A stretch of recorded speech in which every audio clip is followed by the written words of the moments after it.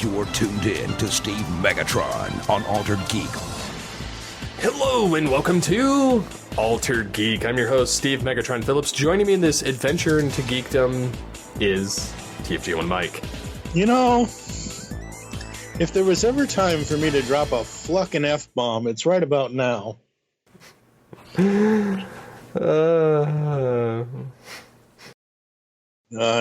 Yeah.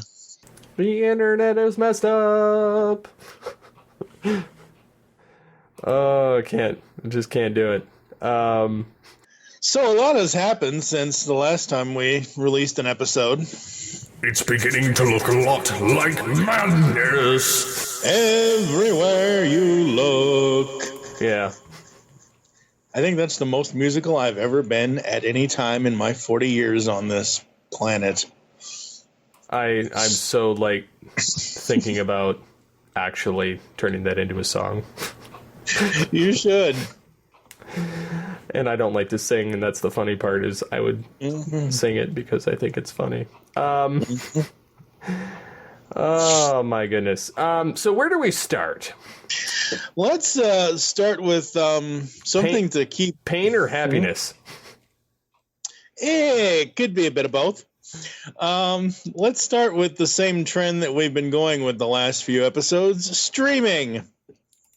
Oh, the good part or the bad part? For me, it's more the bad part because it makes no damn sense. Okay, so I have been using Netflix and Hulu. Those are the main two subscriptions that I pay for on a regular basis since, I want to say, 2010, 2011. So it's been a while. It might be a few years. It might be 2011, 2012. I don't know. I'm not looking at when Netflix went to streaming or when Hulu, whatever. But the point is, I pay the main 2-screen subscription for Netflix, and I pay the $11.99 a month for Hulu. Both of these options are no ads.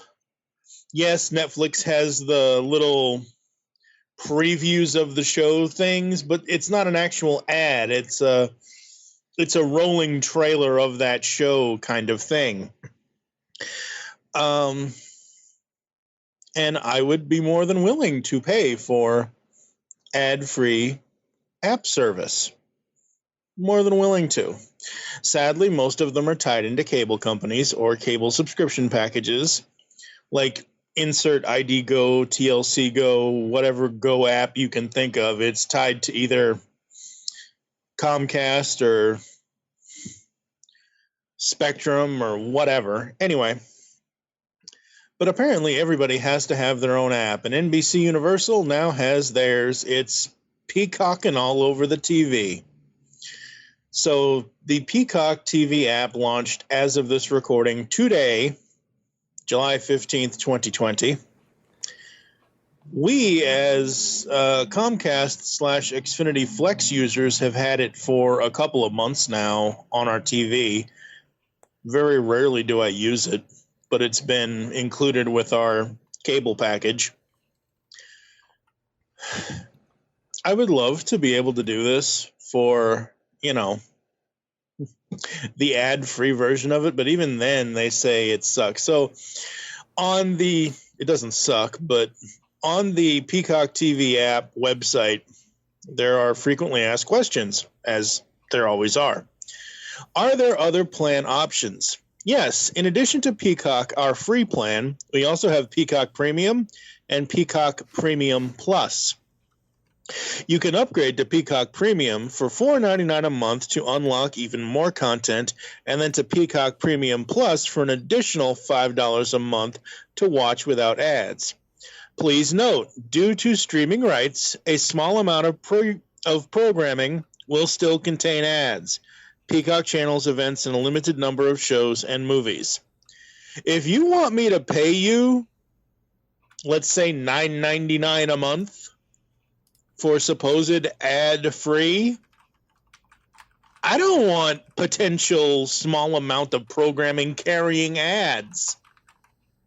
If I'm paying for a service for ad-free streaming, there better not be any damn ads on it. Yeah, I mean, I agree with you. I don't particularly like that idea. It's a great. I'm not saying that it's not great that NBC has that service now. I'm just worried about now that they do, what's going to happen to all their streaming right things that are on other things. Like the Blacklist is still on Netflix, to my knowledge.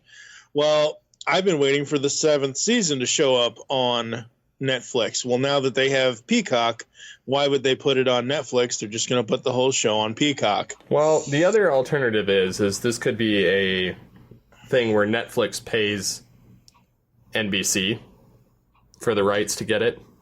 That could be, and that would be cool. And then they would be on both.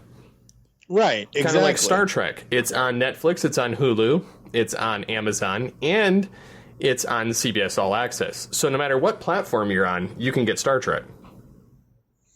Mm-hmm. So I don't see this being a hindrance necessarily.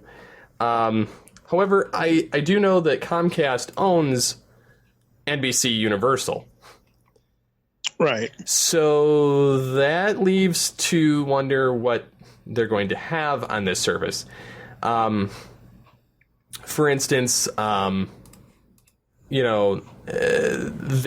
service is a little interesting because they do show a like trailer of it when you load inside the application. They have where you can add it to a watch list. You can watch it now. You can it tells who's in it, the little information about the genre, the year, the rating, the length, and then it has the tomato meter, and then whatever the popcorn thing is. I think it's the whole tomato meter. And then they have an option to mute it, and then they show other things. I like the idea behind it, but I don't necessarily... I don't know how much I'll care, I guess is kind of the way... I mean, I have Netflix and Hulu and Tubi, and I honestly don't subscribe to any of these services for their original content. Like, literally none of them are original content to me. It's merely to go back and watch the nostalgia. Now, I get that they have to have the new stuff in order to get people interested. Right. But the same token, I just don't know... There's going to come a point, and I like the fact that it's free and that they have, yes, it has ads, and that's to be expected to pay for it. The other issue I see is at some point there's going to be way, way too many of these services, and people are just going to kind of trickle between them. Whereas I preferred almost the Netflix, the Hulu, the Amazon, is kind of the big three, more so because you had a central hub for a mishmash of things, which this is basically turned into that thing that I complained about all those years ago about having an a la carte, where you get to pick what you want to watch, pick the channels that you watch. And that's great, except for the fact that they cost anywhere between $5 and $13 a month a piece. And then you add that to the general cost of just cable, and then add it on top of your internet bill, and you're paying as much as you were for cable television. Granted, you do have access to a much larger library, but it's essentially the same thing. Yeah. So here's my... thing. Yeah, you're absolutely right. I subscribe to certain services like Netflix and Hulu are always going to be in my subscriptions. That's never going to change.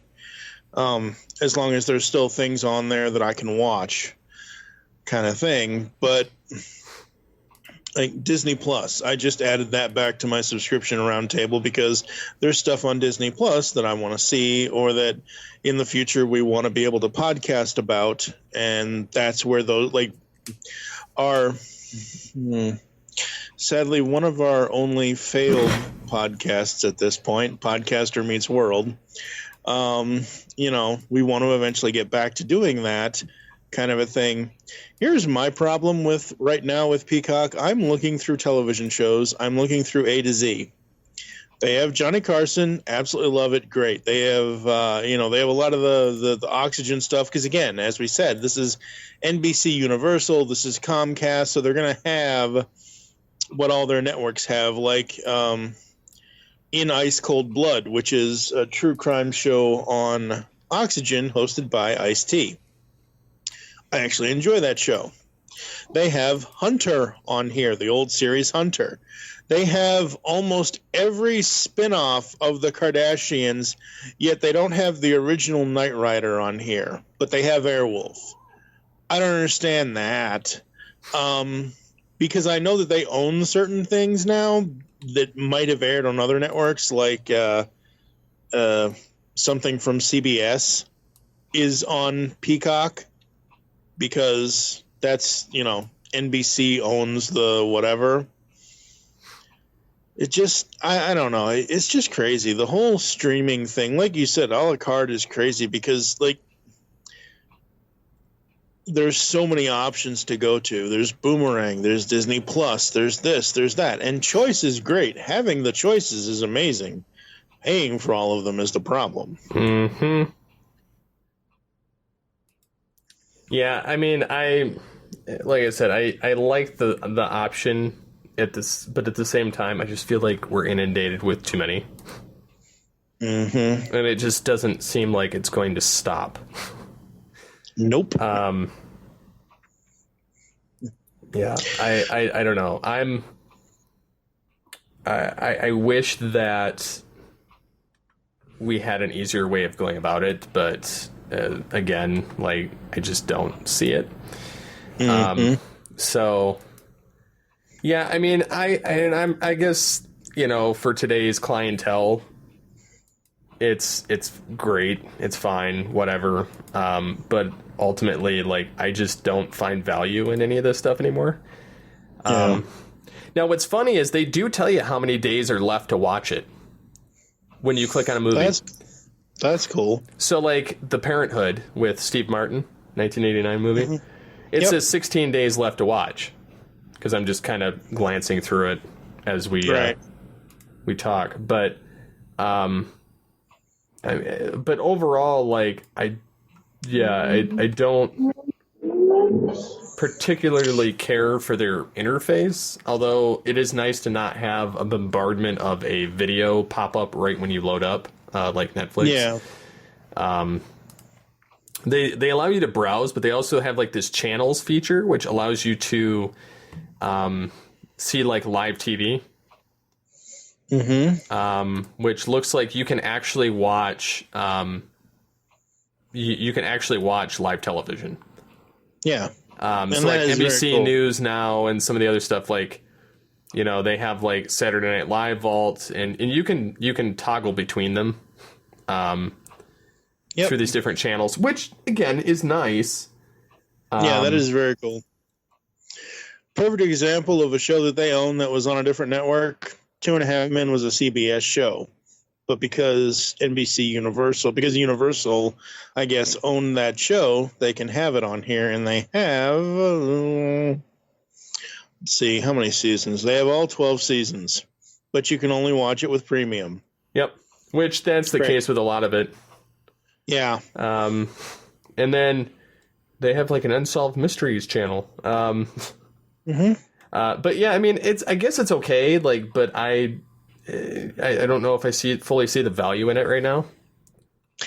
Yeah, I mean, not saying we're never going to do this, and I seriously doubt it would be you that did this with me. But if I ever did a Law and Order podcast, I would put my Disney Plus subscription on hold for a while and subscribe to Peacock in order to get all the seasons of Law and Order, kind of thing. So speaking of other unnecessary things, there's been a lot this week. Yes, there have. Disney Plus is rebooting Home Alone with a lot of Saturday Night Live alumni. And I've seen the images and the cast, the disinsider.com has it. they're having Archie Yates from Jojo Rabbit, whatever that is, play Max, which is, I'm guessing, the kid. And then they're gonna have they're gonna have. I'm not really sure how they're going to do this. There's possibility they may have Macaulay Culkin guest star somewhere in it, like just for cameo purposes or whatever. But it's primarily a SNL veteran like Mikey Day and Streeter and Seidel writing the script. I don't know. Like, I mean, I guess whatever, they've got to reboot it for a new generation, but whatever. Another unnecessary sequel reboot. And then, so we've had two kind of sucky things happen in Hollywood deaths this week. We had Grant Imahara from Mythbusters and the Star Trek continues pass away due to a brain aneurysm. Yep. Of all things to go from, like, at the age of 49, like, he super intelligent dude, worked on like all kinds of pop culture things, Star Wars. Yeah, he was awesome. He did all kinds of stuff and then dies of a brain aneurysm.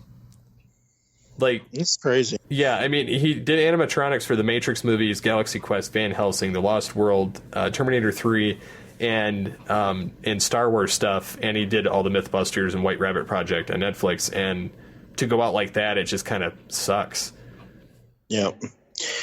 And then on the flip side, going from brain aneurysms to breast cancer, we lost Kelly Preston, John Travolta's wife. Now, Kelly Preston, I've known her since before she was Travolta's wife, or maybe she already was. That's the fact that she's married to John Travolta really had nothing to do with why I knew her. Yeah, she was Avery in Jerry Maguire, the bitchy girlfriend of Tom Cruise and Jerry Maguire at first, and she was Gabby, the wife of Michael Keaton's Snowman character in 1998's Jack Frost. And she's done other things as well, but those are the two main films that I know her from. Yeah, and I knew her from those two. I don't know. It was it's I don't know. And then she died of breast cancer, which that's horrible. Yep. Yeah. The thing that boggles my mind is we have so much money to throw towards like politics and like stupid stuff. And there's nothing like, I mean, I get that they're constantly working on trying to figure out how to cure cancer and all this other stuff, but they would probably actually succeed if we could stop wasting time and money on arguing over stupid stuff. Like, if you look at social media, like, that's all we argue about. It's always something, and granted, there's some things that have merit, but the way people go about it isn't intelligent conversation. It's just, you said something that offended me, I'm going to attack you. Yeah, and that's not... I wish that we could put those resources and those attacks towards, like, these companies that have the capability and kind of push them into, I mean, look at how much people are pushing, for stuff for COVID-related things or, and I'm not saying that these are, I'm not going to get into the race issue either, but I look at how much people are pushing towards that. Cancer's just, it affects all humankind, doesn't matter what race you are. And people die of it all the time. And it's unfortunate that has to happen. I just wish that we could see a lot of resources go there instead of more money in politicians' pockets. Yeah, it's... so much loss of life just due to something that shouldn't exist. So... Yeah, it's all kinds of crazy, and it just... It's so sad. Like, okay, so last year, for those of you people listening to this podcast, I decided to do something I had never done before. I decided to attempt to write a blog a day for the entire year of 2019. So one written entry could be on anything. It didn't matter what it was, whatever it was that I felt. As soon as I woke up, I would start writing. I didn't make it through the whole year, but I made it through the first, I think, not 83 days. First 200 I made it through the first 83 days, and I made it sporadically to day 269, I think. My point is that at one point during this, I think it was day 5 or day 6, I had written about depression and how that affects me and whatever else. And now that COVID hits, I feel like I need to rewrite it or write a new version of it, because there's just so much like, say what you will about sports, say what you will about concerts, say what you will about whatever. Everything is essentially canceled. And I'm not talking about cancel culture at all. I'm just saying things are postponed, things are moved on, because we now live in the age of COVID. And how can you be 6 feet apart from somebody at a concert when the venue only holds X number of people? You have to cut back how many people you can let in, which means if, let's say, for example, 5,000 people buy tickets to see Nickelback. I know it would be more than that, but let's just say the arena holds 3,000, and because of COVID, they're only going to let 2,000 in. Well, that leaves all the other people, out in the cold with having to get refunds and not being able to see their favorite Canadian band, which is Nickelback. You know what I mean? It's like that whole argument now that they're having about the school. And I'm not a parent. You are. I'm not. I want to make that very clear. Just because I don't have children, though, doesn't mean I don't have any less of a valid opinion on the fact of whether schools should open up for in-person classroom time or not. If the schools can't do it right, they shouldn't open. If they can't do it for safety for everyone involved, then no, they shouldn't do it. But anyway, point in bringing all of this up is this world is even more depressing than it was when I wrote that post last year. No, I agree with you. I don't know. So I guess we should go to some things that aren't depressing. We should try. Yeah, Batman's Animated Adventures. Yes. I've been rather enjoying this comic series because not only is it continuing the animated series where it left off, with the same art style and the same type of interest there, but what I've really been enjoying is the fact that they've been making new toys.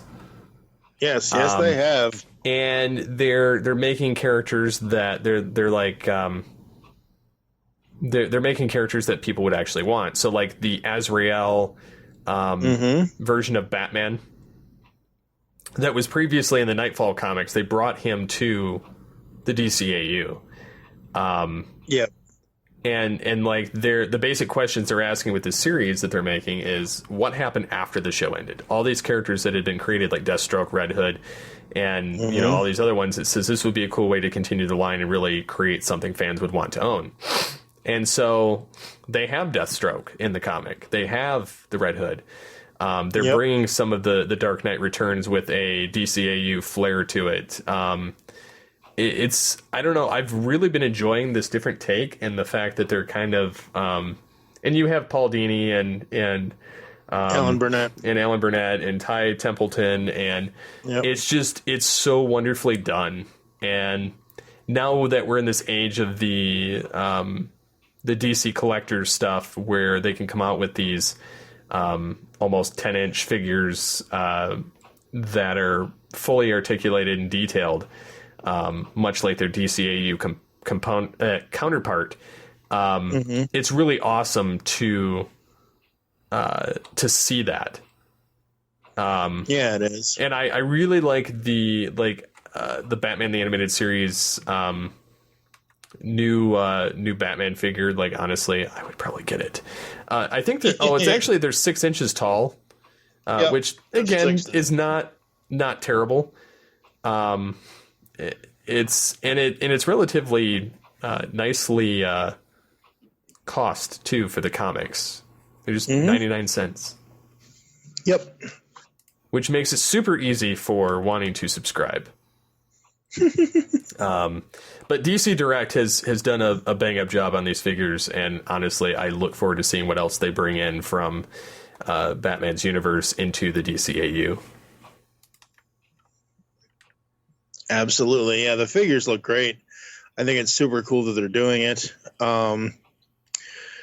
The 8th chapter has not released yet, but so far they've done we've done an episode of the Pullbag covering the first 2 issues, and they have a 4-issue arc from chapters 3 to 6 that takes place, and then chapters 7 and 8 and whatever else beyond that are the next arc. And it's really fun looking at it. It's so interesting and easy, and I have to say I'm really excited for a lot of the DC Digital First series lately. And I never thought I would be like this, because I'm really like, I need full color comics. I just always have, because that's what I've been used to, kind of a thing. Mm-hmm. However, and I'm probably going to pronounce his name so wrong, but Stefan Sejic did a 3-issue series called Harleen. It was under the DC Black label, and that is in a collected edition, but part of that is also black and white style, and it's a black and white style that looks gorgeous. They're doing this new Digital First series called Harley Quinn Black, White, and Red, and he does the first, I think, 1 or 2 issues, and it looks so cool. It just goes to show you again, folks, how comics can change, and how comics, especially with someone as narrow-minded as I can be at times, like, I have to have it this way, no other way. Well, artist interpretations change from place to place, and from series to series, and character to character kind of thing. And I'm just really digging on these new things that they're doing, because they are so interesting. Yeah, so far there are 3 issues of Harley Quinn Black, White, and Red. So just to give people and I know I'm kind of taking over the show with comics here that should be talked about on the Pullbag, but whatever. The description for the series. One of the crown jewels of the DC library is the imitable Batman Black and White. Classic short tales of the Caped Crusader told purely in primal black and white ink. Unfortunately, now Harley Quinn wants in on the action. And she's got a red pen, and she has notes.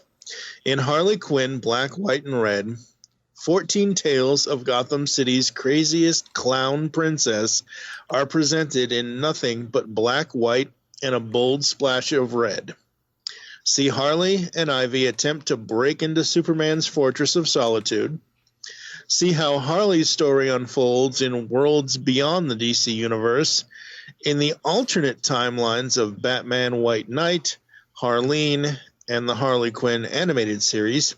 See her at her darkest hours and in her happiest moments. See her win an underground rap battle. It's one of those things where it's kind of cool. And it's interesting because you have an art style that you wouldn't think would normally work, but it does. And it's just so fun. Yeah, I mean, I've like I said, I've been kind of enjoying some of the stuff that I've been reading for once, which has been nice. So, kind of continuing on other things that are entertaining, that are not depressing, because we all know there's lots of that out there. This is kind of, I could take it or leave it, but we'll see how this goes. They're making a modern day reboot of Fletch with John Hamm, which I was a fan of the originals with Chevy Chase, but they were made in the 80s, and it's based on the Gregory McDonald's 1970s and 80s Fletch mystery novels. But I would be curious to see how he's able to pull it off. Just because Chevy Chase has that specific type of comedic timing, and the delivering of his lines. So, again, I would be interested to see how it goes. But I can't really judge it until it comes out because, like, I'm not too familiar with John Hamm. I know that he's done a lot of other, like, diverse roles, but I'm, again, like, I don't necessarily think everything needs a reboot. True. I mean, we talk about that in a future episode of Studio 2009. Yes. But yeah, I don't know. I don't know. If it works, it works. If it doesn't, it doesn't. If it doesn't, they won't make another one. Exactly. So yeah. Let's see what else. Oh, I've been writing. I've been trying to write anyway in a Star Trek RPG. But yeah, I mean, I'm still in the early stages of that. But the other exciting thing is next week, Comic-Con at home. That's right. Which that I'm super excited for, actually, because even if there's nothing from Marvel or Lucasfilm or any of the, these big areas, it's cool that for the first time everyone will be able to attend San Diego Comic-Con. It's the first time in 50 years that it's not taken place physically, but to see it go virtual, I'm ecstatic because this will be the first time and only time I will be able to see Comic-Con. And so I know there's like a huge Star Trek panel that's got a lot of the stuff for that. That's going to kind of play out, which that I'm very interested in just because I want to see what direction they're going with everything. Lower Expectations, I'm not looking forward to. You mean Lower Decks? No, it's Lowered Expectations. No. That's what I'm calling it. That Matthew Kaddish actually called it that at one point, which I thought was kind of conveniently correct. So yeah, I mean, I'm probably going to check it out to see how stupid it is, but I don't foresee myself watching it at all. Even though it takes place in universe, I don't like. I can only stomach so much stupid that's written into Star Trek in modern day. And Discovery and Picard have enough of that in their plot holes, and their bad writing and how it comes out at the end of the episodes. So again, I can't stomach it in an animated series. Like, I wish that they could just. What's sad is I think the Nickelodeon, the Nick Jr. or Nickelodeon Kids series that's going to come out. I have higher expectations for that than I do this. Yeah, and I would probably actually watch it because it'll be clean. This is going to be. I have a feeling. Yes, they're going to talk about the menial jobs on a starship, but the whole series just is kind of laziness rolled into it. Even the starship is like a recycled parts of the Enterprise D. So So yeah, honestly, I just don't care. I'm looking forward to the information that's going to drop about Picard season 2, Discovery season 3 of what they're going to do with it. Right. And Strange New Worlds with Captain Pike. Honestly, beyond that, I don't care. I do look forward to seeing what else, though, comes out of this Comic-Con at home, just because I'm not sure, and I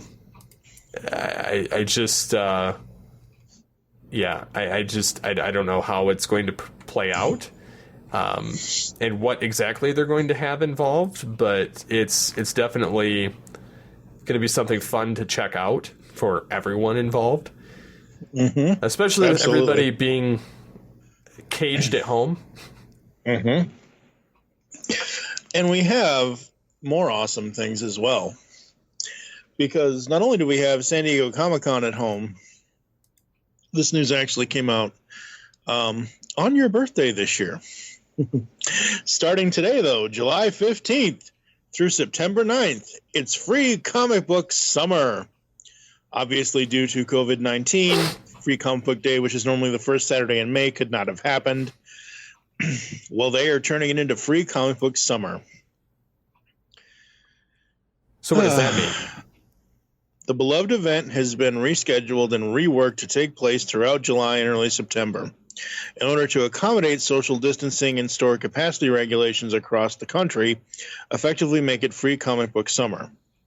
Scheduled to take place between today, July 15th, and September 9th, comic shops will receive 5 to 6 Free Comic Book Day titles in their weekly shipments during each week of the promotional window. Release of these titles may vary from shop to shop, as retailers are encouraged to release the books as they see fit for their unique circumstances. Retailers may release 1 free title a day, may make all of that week's free titles available at once, or any other plan that works for them. Free Comic Book Summer is designed to be flexible and customizable so retailers and fans can get the most out of the event. That's cool. Mm-hmm. I think that's really cool. Yeah, I'm happy about a lot of the things that are basically coming out that are for the fans. And honestly, this is great to have it available. There was one other thing I was going to bring up. Aside from the fact that I'm tired of videos auto-playing on all websites, I've had to reinstall an HTML5 blocker. Why did you start sounding British there for a second? Because I was doing it earlier when I was reading books to my kids. Oh, jeez. Well, I gotta do like a thing for kids soon at church, and I'm trying to figure out what I'm going to do because it's like 2 weeks away. So I'm like, basically, I'm going to use character voices, and I'm going to read something because it's easier on me, and I don't have to look at people. So it works great. So I used it out on my kids, and they thought it was hilarious, and they're like, yes, do it. And I'm like, do the voices suck? And they're like, no, keep doing it. So I have a built-in audience that can tell me if I'm horrible or not. So the other thing is, and these things are just quite humorous, to be honest. This is my dialogue about it. I said, this is utterly stupid, to be honest. Yes, I used a pun, but at the same time, if this is legit, part of the problem is the massive amount of beef eaten due to fast food and event eating. Maybe stop eating so much of it. Burger King becomes a leader in fart prevention technology. I wish I could make up this title. They literally created a music video about the cow menu. And they're like, cow farts are one of the biggest threats to the future of humanity. The livestock industry is directly responsible for around a quarter of climate change since the beginning of the industrial age. 65% of those cattle whose flatulence is full of methane and greenhouse gas 34 times stronger than carbon dioxide. And let's not forget about the burps. So they're going to come up with a special stomach bacteria. No. Or they say that they have a special stomach bacteria that ferments their diet. So they're like, it becomes even gassier. So it says when they eat corn or soy, they become gassier. So what happens if you let them just, I don't know, eat grass, what they were designed to do? It's because they mass produce these things so much. It says if you'd prefer not to do a deep dive into it, Burger King made this delightful video to explain it. Of the impending climate apocalypse, which honestly is a joke. I'm not saying that climates don't change, because things do happen. They're partnering now. Burger King's not really been relevant. They've been kind of flailing for the last couple of years anyway, so this is humorous to me to begin with. It says, but they've partnered with top scientists to develop and test a new diet for cows, which, why don't you just have them eat grass? Stop feeding them soy and corn where they can't digest it. That's why they keep farting so much. If I would have told this to my kids, they would have been laughing hysterically. But they're saying that their study is that they're going to reduce their daily emissions by 33%. Part of the problem is maybe they should just stop building so many fast food places.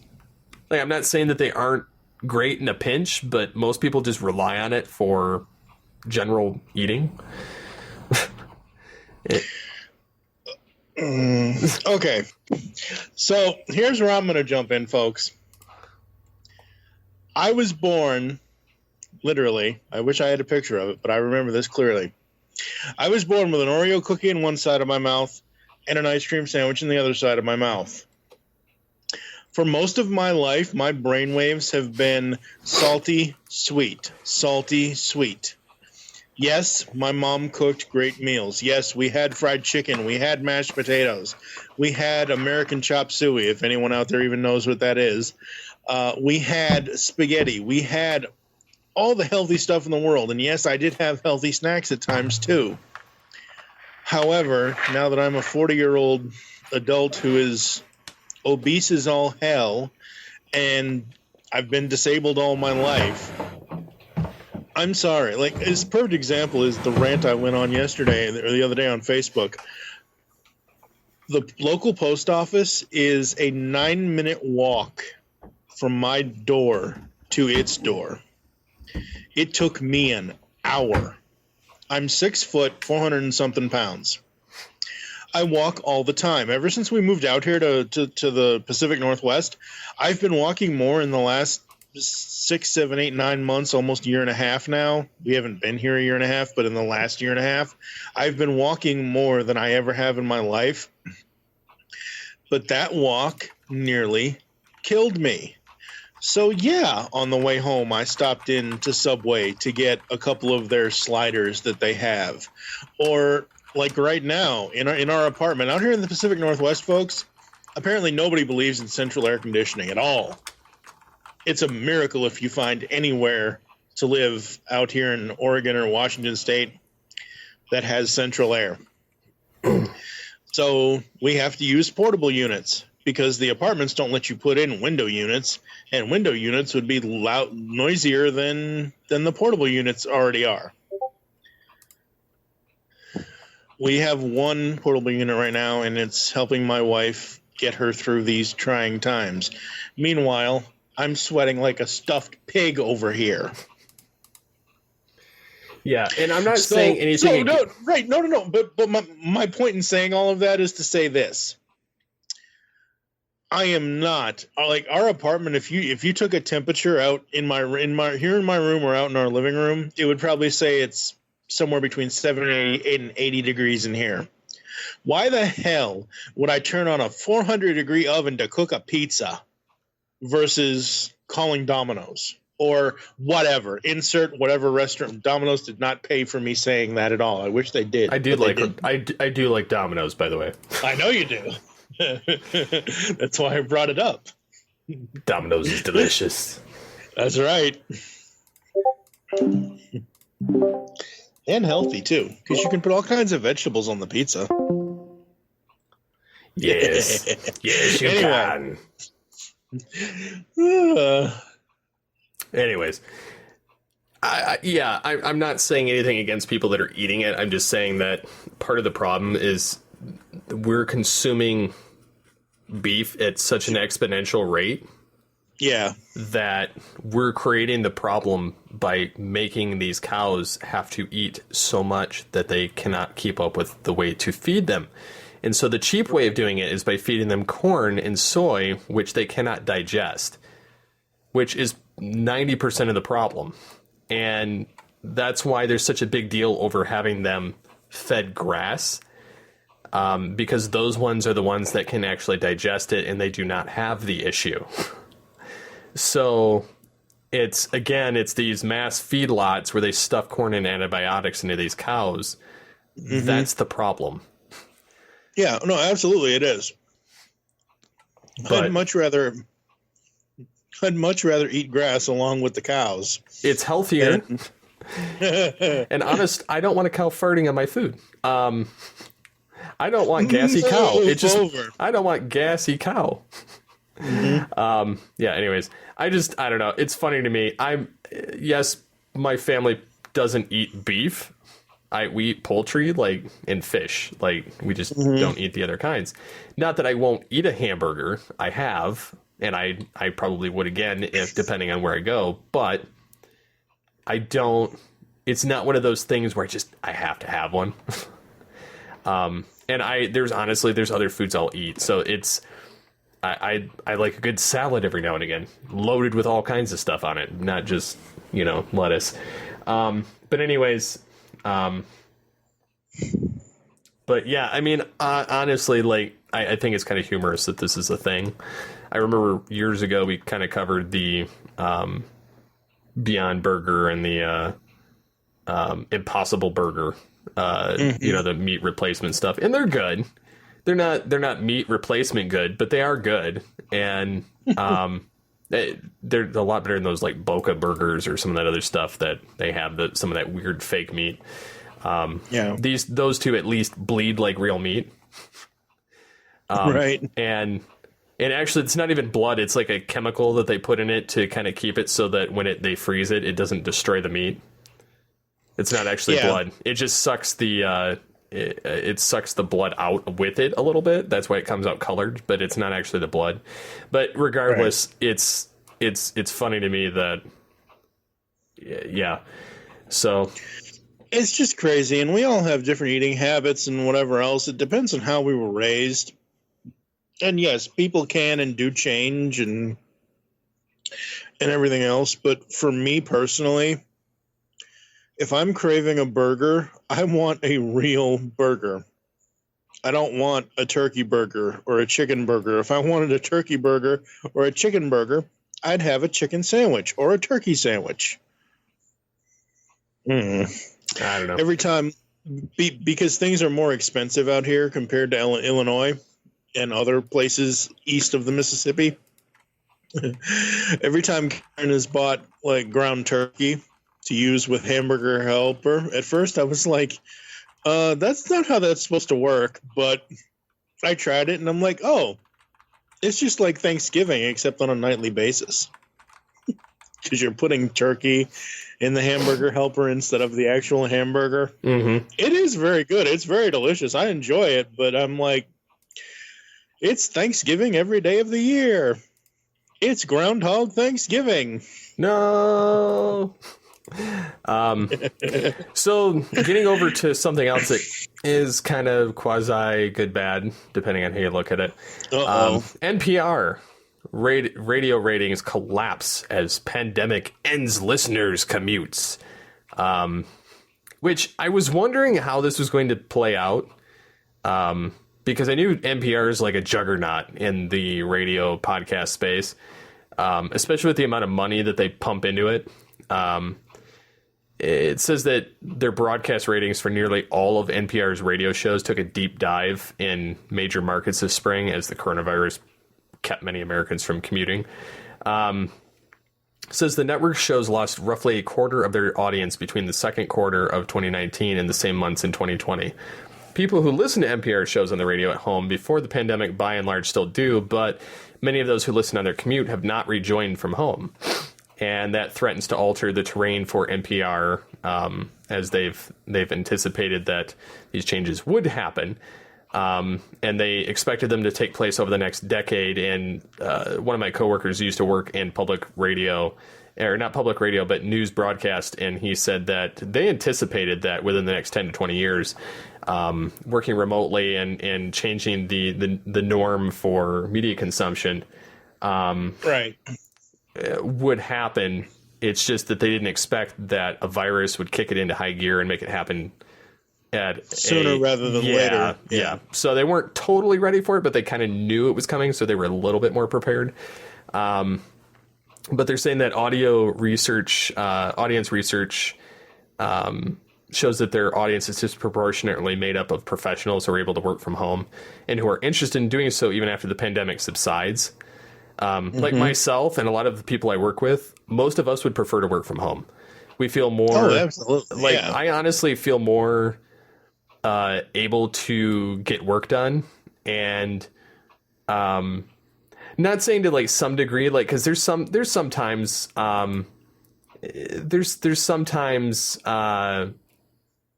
that interruptions happen. Yeah, and that's to be expected. But at the same time, I don't have that hour-long commute a day. I don't have like the half hour there, half hour back, and then traffic that I have to deal with. I don't have weather getting in the way. I don't have to like spend the first 15 minutes I'm there setting all my crap up again. Exactly. And then 15 minutes tearing it down at the end of the day. Because I just honestly just leave it. I have a USB hub that a switcher. It's it's actually an HDMI switcher. I bought it years ago when I was when I had a Xbox 360. I had the PlayStation 2. I had the Nintendo Wii. I had all these different devices, and I had a TV that had a bunch of ports on the back. And a Blu-ray player and a computer and everything else. So I had to have this thing. And so then after I got rid of everything and I just had the Blu-ray player and 2 ports in the back, I didn't need it anymore. So I threw it in a box. And then after this happened, I was like, hey, I have a monitor that has HDMI. And so I hook up my work computer to it when I'm working. And then I just select the correct screen so that it goes to the right machine. And I have both computers on, so that I can do graphical needs or like any other stuff that I can do faster on my Windows machine. I can do there, and then I send it to myself over Slack, download it, and then I have it over on the other computer within seconds. And so it's just nice, I don't know, to have that option. But I feel like I get a lot more done. Plus, I get to eat with my family, which is great. So.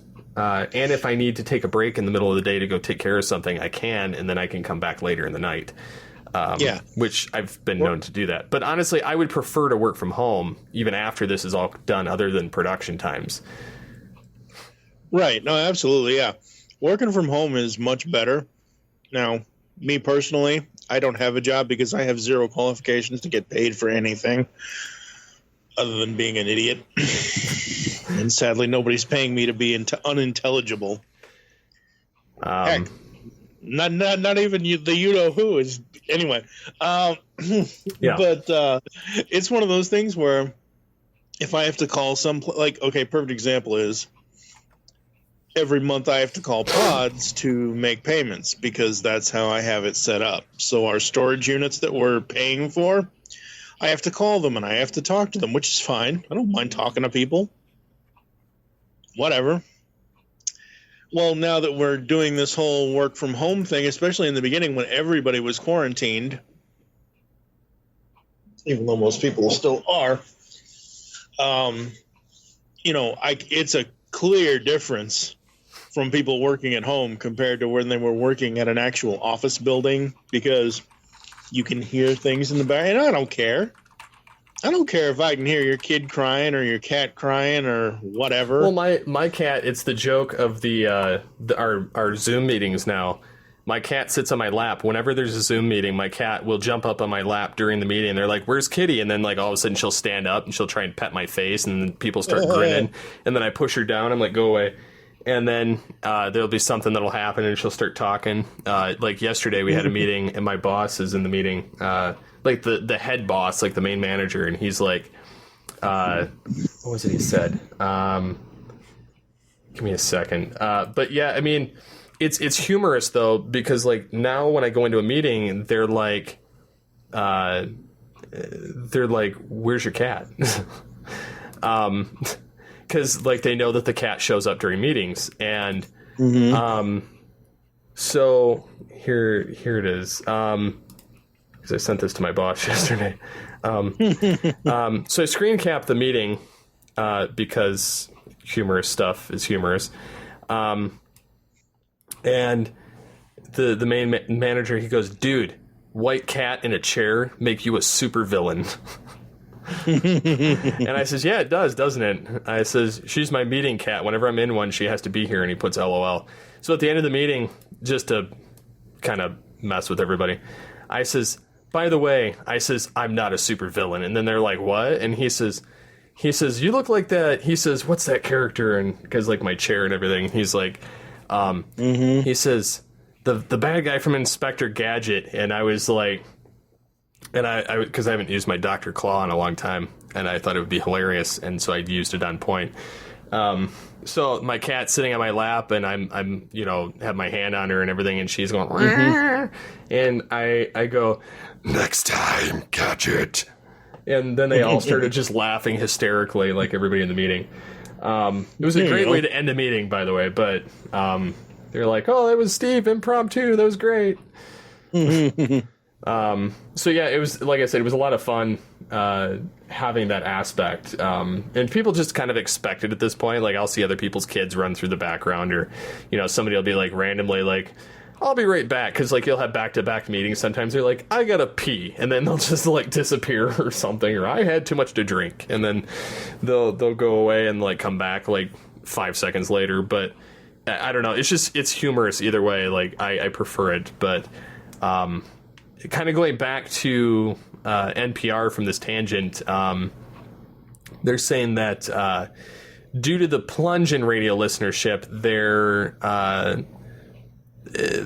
other digital platforms like their website and their podcast downloads, it says their podcast downloads and the usage of NPR's listening apps are up nearly a quarter, and there's a 76% increase in users on NPR.org.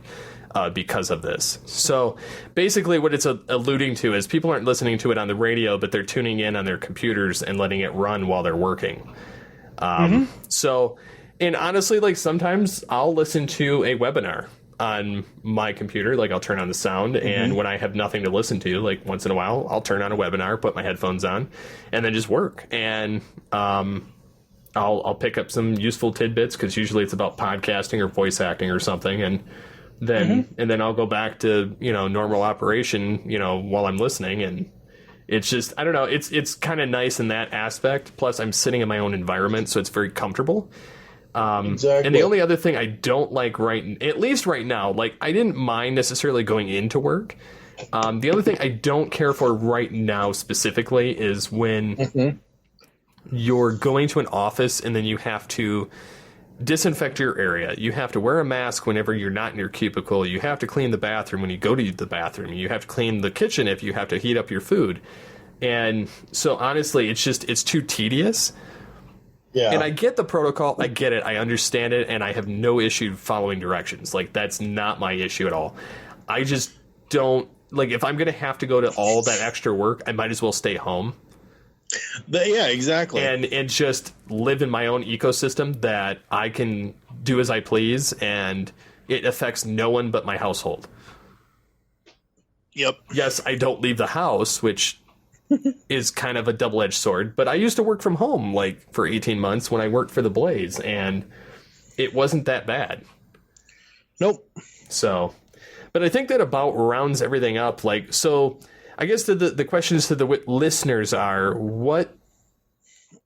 how has the pandemic affected their podcast listening? How has it affected their pop culture consumption, whether it be through streaming or television or the websites or just things like that in general. Because I know that it's affected a grand scheme of things all over the place. And I know that things are starting to somewhat go back to normal as people are going back to work a little bit. But yeah, I'd be curious to know how it's affecting everyone. Absolutely. And that can be the topic for the next episode. Yes. Unless some sort of other earth-shattering news happens before then and we feel the need to give unintelligible opinions on it. You mean Comic-Con at home?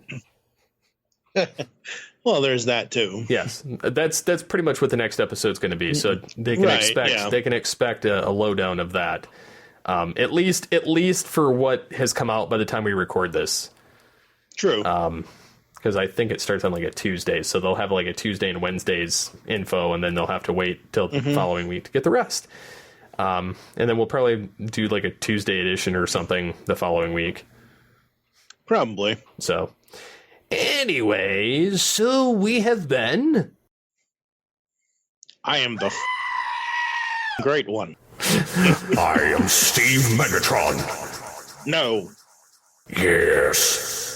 So until next time, get altered, get geeky with the Altered Geeks. Yes. No. Yes. No. Imbecilic buffoon.